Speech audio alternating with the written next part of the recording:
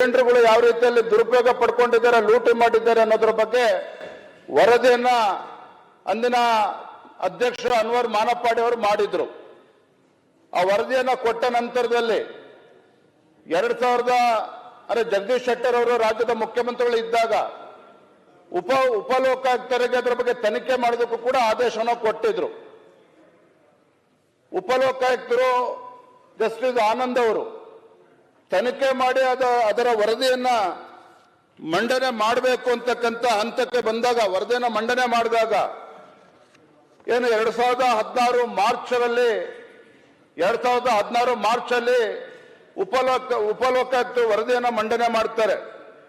ವರದಿಯನ್ನ ಮಂಡನೆ ಮಾಡಿದ್ರ ಬಗ್ಗೆ ಸೂಕ್ತ ತನಿಖೆ ಆಗಬೇಕು ಅಂತೇಳಿ ಮನವಿ ಮಾಡಿದಂತ ಸಂದರ್ಭದಲ್ಲಿ ಅಂದಿನ ರಾಜ್ಯ ಸರ್ಕಾರ 2016ರಲ್ಲಿ ಅಂದ್ರೆ ಸನ್ಮಾನ್ಯ ಸಿದ್ದರಾಮಯ್ಯ ರಾಜ್ಯದ ಮುಖ್ಯಮಂತ್ರಿಗಳಿದ್ದಾಗ ಅವತ್ತು ಕರ್ನಾಟಕ ಸರ್ಕಾರ ಒಂದು ತೀರ್ಮಾನ ಮಾಡ್ತದೆ. ಏನ್ ಹೇಳ್ತಾರೆ ಅಂತ ಹೇಳಿದ್ರೆ, ಕರ್ನಾಟಕದ ಅಲ್ಪಸಂಖ್ಯಾತರ ಆಯೋಗದ ಕಾಯ್ದೆ 94ರ ಕಲಂ 10/2 ಅಡಿಯಲ್ಲಿ ಆಯೋಗ ಏನು ಶಿಫಾರಸು ಮಾಡಿದೆ, ಈ ಒಂದು ವರದಿಯನ್ನು ಸಲ್ಲಿಕೆ ಮಾಡಿದೆ.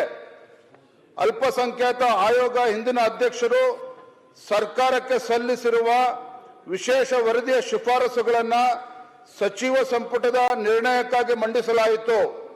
ಕರ್ನಾಟಕ ಅಲ್ಪಸಂಖ್ಯಾತರ ಆಯೋಗದ ಹಿಂದಿನ ಅಧ್ಯಕ್ಷರು ಸರ್ಕಾರಕ್ಕೆ ಸಲ್ಲಿಸಿರುವ ವಿಶೇಷ ಮನವಿಯ ಶಿಫಾರಸುಗಳನ್ನು ದಿನಾಂಕ 3/3/2016ರಂದು ನಡೆದ ಸಚಿವ ಸಂಪುಟ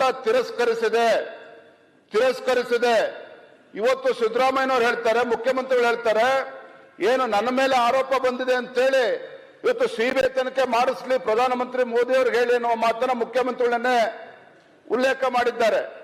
ಒಂದು ಸಂತೋಷ ತರ್ತಕ್ಕಂಥ ಸಂಗತಿ ಅಂತ ಹೇಳಿದ್ರೆ, ಈ ನಾಡಿನ ಗೌರವಾನ್ವಿತ ಮುಖ್ಯಮಂತ್ರಿಗಳಿಗೆ central bureau of investigation CBI ಬಗ್ಗೆ ಬಹಳ ವಿಶ್ವಾಸ ಬಂದಿರತಕ್ಕಂಥದ್ದು ತುಂಬಾ ಸಂತೋಷ ತರ್ತಕ್ಕಂಥ ವಿಚಾರ.